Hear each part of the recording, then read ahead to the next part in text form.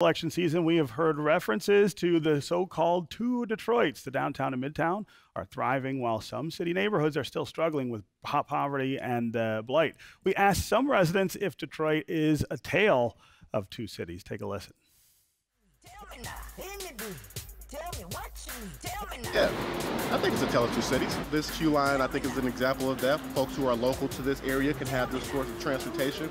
But when you get outside of this area, what do we have? Between here and like Boston Edison, most people would say, well, it doesn't feel safe just because there's not as much development or there's more abandoned buildings. Whether or not that's reality, a lot of people's perception defines what reality is. We have become separated, black and white. And it's the separation that's there and nobody wants to talk about it. If we come together and talk about this, that's the first step to change, but we don't talk. Business seems to be booming. They think there's a higher level of safety enforcement. I don't know, I think that's a perception. There's nothing equal about us. Just because we got a home that we own, or a car that we own, don't mean nothing. We can walk down the street, drink from the same water fountain. That don't mean that we equal. I don't personally think that it's two different Detroits. I just think that people just need to really just get into the city and just really intermingle more than they are doing. Once we figure out that we equal, then I think we can go way farther than what we're doing. But until then, Detroit gonna stay two different cities.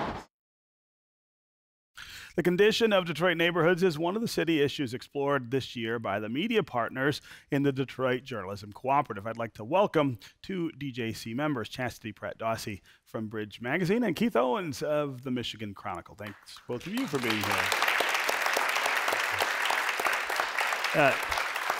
Chastity, I want to start with you. You asked the mayor a really interesting question on election night. Based on his number, his winning percentage was 72% or something, but the turnout here was quite low. Something like 1 in 5 voters cast a ballot. And you asked the mayor whether you thought he had a mandate. And I thought that sort of lurking behind that question really is this question of who's benefiting here in Detroit. Are people really that excited about what's going on if they don't live in downtown or midtown? Right, so he didn't answer the question. He wouldn't answer your question He refused to answer it. Essentially, it was an opportunity. I was trying to give him an opportunity to speak to the issue of low turnout and a little bit of the whole two Detroits thing, because let's just keep it real. In 2008, when Obama was on the ballot, 53% of Detroiters showed up. In 2012, 51% of Detroiters showed up. And when he was a write-in candidate in 2013, 31% showed up. Here we are in 2017, only 21% of people showed up. And I was hoping that he would speak to that because, the lurking question is, were people not excited to come to the polls to see Coleman A. Young II versus Mike Duggan? I'm sure that I was hoping that was a question his team was asking themselves, and I thought that he should maybe speak to it, but he didn't. He seemed a little annoyed that you asked it too. I understand looking back on it now. It was his happy moment, and I kind of you were sort bust of the raining bubble a on little his bit. parade a little bit, right?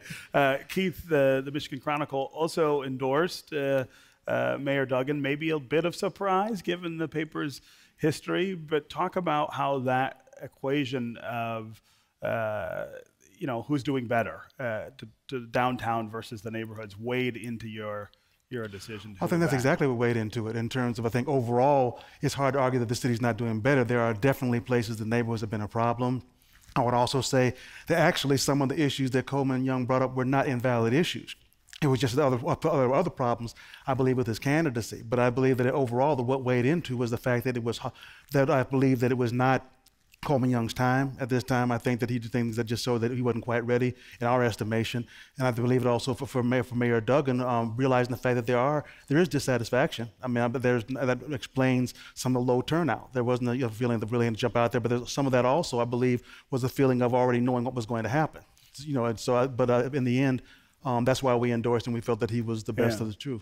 What are some of the things you think the mayor needs to do? I mean, I've seen the mayor out in neighborhoods.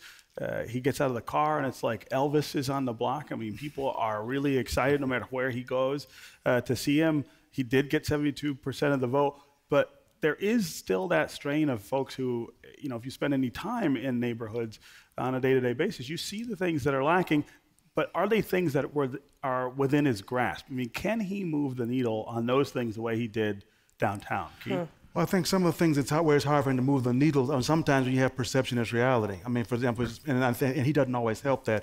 For example, when he came out and said that the Two Detroit narrative, was a thing that we manufactured, that this was not a reality, that doesn't help. Because I think that people believe that that's not, that the Two Detroits is a reality, that needs to be faced. And I think sometimes people view that as an unwillingness to really face the truth in terms of what's going on. And I think that also, in terms of, there have been things that have been accomplished that haven't necessarily been publicized as well as they should have and have been put out. There were things that were going on in the neighborhoods prior to now. I mean, this year, the rollout has been very public. I mean, the $127 million that's been invested, the other things that have gone on, but there were things that were going on before. It didn't just happen just this year. I mean, those things take time to get going, but people didn't necessarily know. And so I think that could be done better in terms of showing that type of commitment is there. Show your work, right? Yeah. Chastity? You know what? I think that there is very definitely an undercurrent of people who feel like, the Midtown Downtown 7.2 is getting a lot of investment, and they are holding him responsible for the neighborhoods. I mean, the definition of gentrification, we've seen it over and over again across the country, is the gentry. People with money come in and do things that will help them. Right. And people look to their local government to say, well, now you have to help me. I don't want to just see the improvements in the gentrified areas. And so, I mean, again, just keeping it real, Detroit became Detroit through what? Jobs, good paying jobs. And we don't have those anymore, which is why we have 99% of the problems that we have, correct? And so I think what people are hoping is not only that he does something for the neighborhoods, but does something to bring jobs. Maybe not Amazon, but somebody. We need jobs, Right. and they're hoping that he can do that. And you have a few incubator things going on, like with the school district and whatever. But people like myself, I'm going to be looking down the road for stories that show that some of these efforts are coming to scale.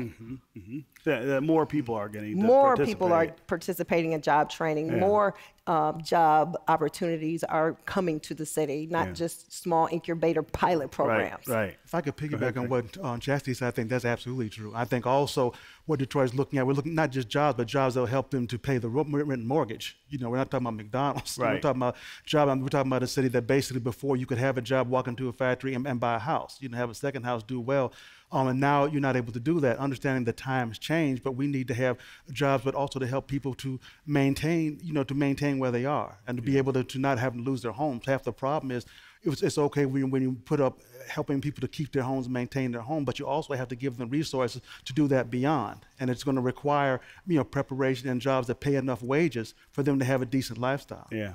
I want to ask about race, and which I think is the undercurrent of a lot of this conversation, that the folks who are benefiting in downtown and midtown are whiter and newer maybe to Detroit than other folks. The folks who are left behind in the neighborhoods are African American. I want you to talk about how real that issue is still in people's minds, but also whether you think there's something the mayor can do to address that head on and talk maybe more about race. Chastity? I think that from what I can tell, being in the neighborhoods and covering the election, people didn't vote because they felt like, it doesn't matter. It's not going to change anything in my life. Duggan's going to win. And, people who have money, white people who have money, are going to continue to get rich off of, LCA and things in downtown and midtown. That is very real. And what the mayor could do, and what we're all going to be watching to see if he does, is just not back away from it, not deny that there's two Detroits. When you say one Detroit for us all, that's only half of the conversation. The other half of the conversation is, I understand that you don't think we're here for you, but we are. Black people, brown people, everybody. He has to hit it head on, or people won't believe in him. Yeah, Keith? I'm the same thing. I believe that, at Mackinac, he got a lot of traction, or a lot of publicity, at least. When he talked about it directly. And I think that, and that was great, but also you look at the audience. You talk about, rich, wealthy white audience who obviously need to hear that, had not heard that before, but you cannot make one good, well-publicized statement, and then that's it. And I think that what's happening is this is something that needs to be continued, and you need to realize that this is an ongoing. The history. The devil. He illustrated that time a depth of understanding people didn't realize that he had. Of the history of that. But I think but that needs to be continued. And I think that if people understand that what this is really about, and that nobody expects him to bridge the gap of racism. Everybody singing, hand in hand and kumbaya. That's not going to happen. Right, but don't act like it's not there. Like it's not there. There's no true Detroit. Everybody. I got the majority of the votes, so that means everybody loves me. That's not the case. Yeah, people don't really. He's still a white mayor of a black city. We still live in a very segregated area, and let's have legitimate, honest conversation about that. Yeah. All right, Chastity Pratt-Dawsey and Keith Owens, thanks very much for being here.